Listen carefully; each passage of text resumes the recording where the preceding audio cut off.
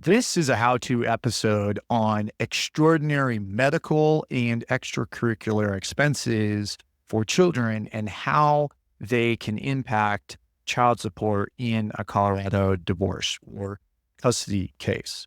Now, if we take our hypothetical divorce clients, Eric and Melanie Wolf, let's assume they have children, Adam and Eve. There's going to be a child support paid most likely from one spouse to the other. Now, how does the extraordinary extracurricular expense, such as private school, come into play? That is one of the topics that we're going to get into in this how to episode. And you need to understand the impact on how this can relate to financials in a Colorado divorce. And it comes down to a share of income and share of parenting for determining child support. If you want more information, I've recorded how-to episodes on the high-level aspect of child support, what it's for, and you can hear some general themes that are applicable here in an episode in which I talk about work-related daycare. Now, let's just as a general kind of purpose, lay the foundation for what we're talking about. Under 1410-115, child support is established by a child support commission, and they determine how much it takes to raise children. I have children; they eat and they require a long shuttle driving, which incurs gas, and I have to have a bigger place because they need room. And so there's heat, there's water, there's all those different things that are attendant to raising children. And that is baked into the child support guidelines. And those guidelines determine a base level of child support. That's not what we're talking about here. And it's important for people to understand the difference between basic child support obligations, what is on the worksheet, and that's based on Adam or Eric and Melanie's respective incomes and how much time they spend time with Adam and Eve. Let's first dive into extraordinary medical expenses. Now, in that baked in child support basic baseline amount of child support is the consideration that if Melanie, for example, has the children 50% of the time or more, she is going to incur various medical expenses. And that's for wellness checkups. Let's say that Adam has some sort of sickness and he needs medicine. He might have allergies, whatever the case may be. And what the Child Support Commission has determined that roughly that's going to be $250 per child per year. But as parents know, there's often something that comes up. Indeed, there's always something that comes up. And that could be for things like braces, surgeries, therapy. If Adam goes to the emergency room because he was out mountain biking and he breaks his leg, how do we deal with that expense for the deductible, for example, on the uninsured aspect of that medical cost? Those are going to be shared in proportion to the parents' income. So it's going to be a proportional share. And in the previous episode that I did on work-related daycare, I mentioned things such as a 60-40 split, a 50-50 split. Really comes down to the parents' incomes and how those extraordinary medical expenses are going to be shared. And so in the parenting plan or the separation agreement, in the divorce, or if there's a decree and an allocation of parental responsibilities allocation, there's going to be a decree in an agreement, and it's going to be on the child support worksheet as to the proportionate share of income. I will also reiterate that if there is maintenance awarded, typically that share is 60-40. So if Eric is paying Melanie spousal maintenance, usually the proportion on child support and therefore the split of extraordinary medical expenses is going to be Eric paying 60% and Melanie paying 40%. And that's going to be for, in essence, the uninsured component of Adam's medical expenses, again, above $250. in a particular year. So that ER visit, that will be split. And usually parenting plans and separation agreements will say that if Melanie pays the deductible, that she then will provide a receipt after insurance does its own thing. And she will provide an invoice showing Adam that she made that payment, and then request reimbursement. There is case law and there have been disputes about what happens, for example, for therapy or counseling, for something that may not be covered by insurance. And oftentimes parenting plans will spell out that the parties agree to seek out some sort of provider that is covered by insurance. And oftentimes in extraordinary medical expense situations, consent or something of that variety, usually these are time sensitive issues. If it's an emergency room visit or something, there might not be the ability to reach an agreement. But if there is braces or some sort of upcoming surgery that might be elective or counseling, those sorts of things, there's going to need to be an agreement. That is a nice segue into what is often the most contentious issue, or can be a very contentious issue, and that is extracurricular expenses. What I mean by extracurricular expenses is things like sports, music lessons, specialized trainings, the tutoring, the college readiness, those sorts of things that go beyond the standard activities. And it's helpful for listeners to understand that generally a court is going to see that someone's going to need to compromise and their standard of living is going to have to change through a divorce. But if anyone is not going to suffer, it's going to be the children. And in determining the duty of support and for child support under 1410 with 15, there's various factors that the court is going to take into consideration. And it's going to take into consideration the financial resources of the child.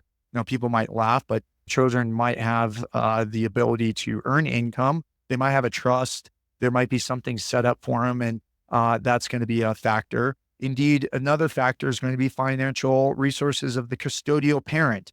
And most importantly, the standard of living the child would have enjoyed had the marriage not been dissolved. And in circumstances where there's not a marriage, you're still going to consider what the standard of living while Eric and Melanie were together. Then you also need to consider, the court's going to consider the physical and emotional condition of the child in his or her educational needs. And then finally, the financial resources and needs of the non-custodial parent. This brings us to things that can be very expensive, and those would be activities or things such as private school.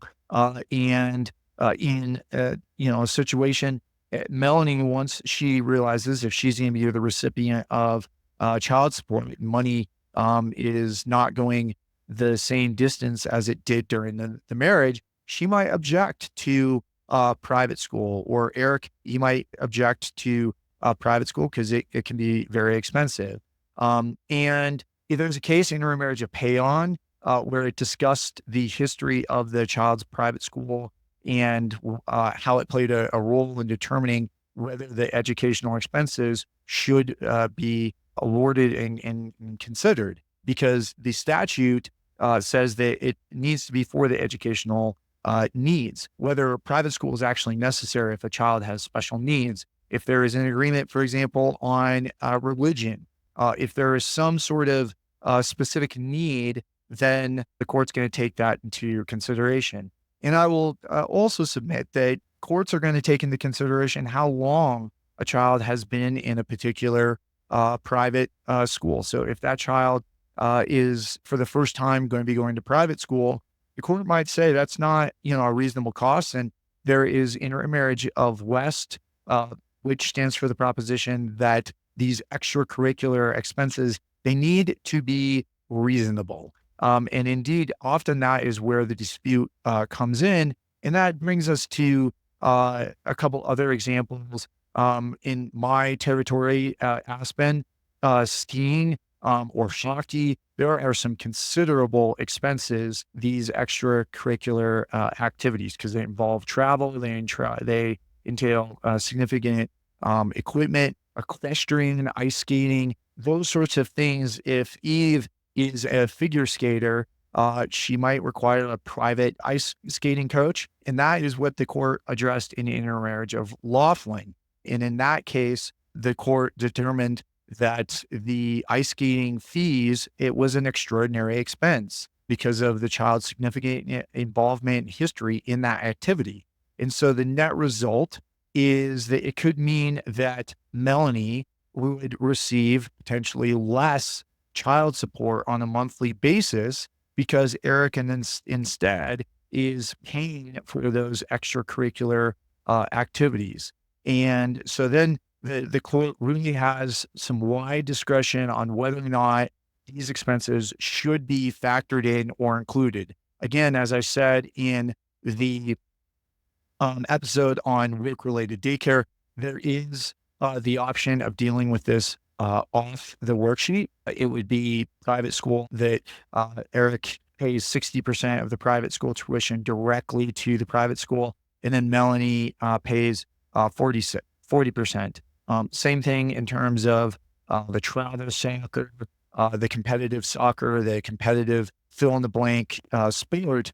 But the alternative also is that we could put it on the worksheet. And so for listeners or people that are watching this, you can see I'm sharing a screen, and the child support worksheet has Eric paying Melanie $307 per month. This is based on Eric making $120,000 and Melanie paying $70,000. And if we include, for example, let's say $2,000 is the monthly amount for the private school, then all of a sudden, instead of going $307, Eric paying Melanie, if Eric is the one that actually pays those expenses, and the court could determine, for example, that it's better for them not to communicate and that these expenses just need to be paid. And so it would be baked into the child support. All of a sudden we go from 307, Eric paying Melanie. Melanie now owes Eric $429 per month. And when parties see the effect of these extraordinary expenses and how they can change child support, there can be some significant disputes over whether these are reasonable, whether this is really in the children's best interest, and should continue going forward. And again, I'll reference intermarriage of West, where there can be the reasonableness comes into play. So the final thing that I'll point out is that oftentimes parents will have an agreement that they will discuss these extracurricular activities before enrolling them. And there can also be an agreement where, let's say that Adam is in a travel soccer team, and Eric and Melanie agree that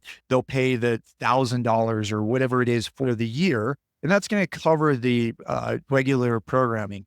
But if Adam gets invited to go to California for a tournament, and that's going to cost several $1,000s, Eric might be in support of that because he played college soccer, something in that, and he's more supportive of the soccer. And Melanie could say, listen, I'm not opposed to Adam going to California. I think it's something I know he wants to do. I'm not worried about his safety. I just can't afford to pay that.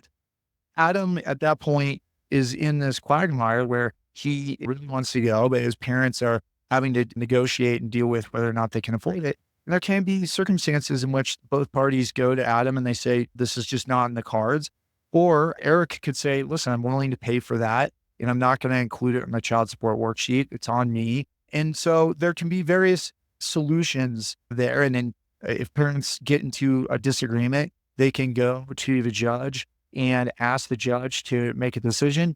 I'll tell you, judges tend to be pretty cranky and not really happy to be dealing with these sorts of one-off disputes. And instead, they can often agree, or the parties can agree to take these sorts of disputes to a PCM or an arbitrator and get that decision very quickly. But that hopefully gives an idea of extracurricular and extraordinary medical expenses and how they relate to child support.